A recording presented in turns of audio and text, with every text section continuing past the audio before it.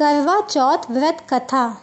बहुत समय पहले इंद्रप्रस्थपुर के एक शहर में वेद शर्मा नाम का एक ब्राह्मण रहता था।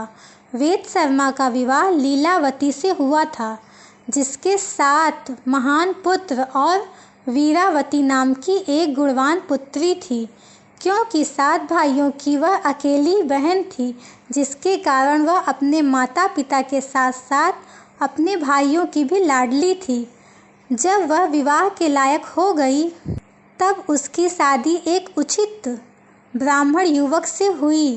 शादी के बाद वीरावती जब अपने माता पिता के यहाँ थी, तब उसने अपने भाभियों के साथ पति की लंबी आयु के लिए करवा चौथ का व्रत रखा।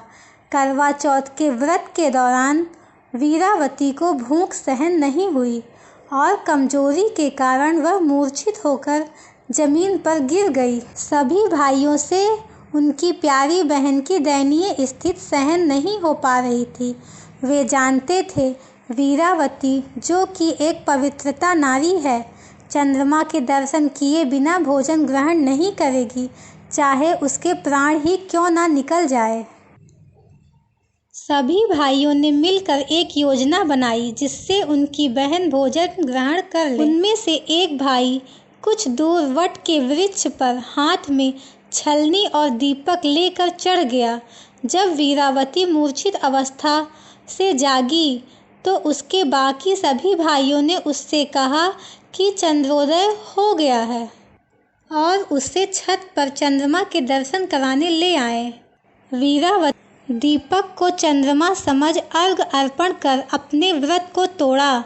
वीरावती ने जब भोजन करना प्रारंभ किया, तो उसे अशुभ संकेत मिलने लगे। पहले कौर में उसे बाल मिला, दूसरे कौर में उसे छींक आई और तीसरे कौर में उसने अपने ससुराल वालों से निमंत्रण मिला। पहली बार अपने ससुराल पहुंचने के बाद उसने अपने पति के मृत शरीर को पाया। अपने पति के मृत शरीर को देखकर वीरावती रोने लगी और करवा चौथ के व्रत के दौरान अपनी किसी भूल के लिए खुद को दोषी ठहराने लगी। वह विलाप करने लगी। उसका विलाप सुनकर देवी इंद्राणी, जो इंद्र देवता की पत्नी है, वीरावती को सांत्वना देने के लिए पहुंची। वीरावती ने देवी इंद्राणी से पूछा कि करवा चौथ के दिन ही उसके पति की मृत्यु क्यों हुई, और अपने पति को जीवित करने की वह देवी इंद्राणी से विनती करने लगी। वीरावती का दुख देखकर देवी इंद्राणी ने उसे कहा उसने चंद्रमा को अर्घ अर्पण किए बिना ही व्रत तोड़ा था, जिसके कारण उसके पति की असामयिक मृत्यु हो गई। देवी इंद्राणी ने वीरावती को करवा चौथ के व्रत के साथ साथ पूरे साल में हर माह की चौथ को व्रत करने की सलाह दी और उसे आश्वासित किया कि ऐसा करने से उसका पति जीवित लौट आएगा। इसके बाद वीरावती सभी धार्मिक कृत्यों और मासिक उपवास को पूरे विश्वास के साथ करती।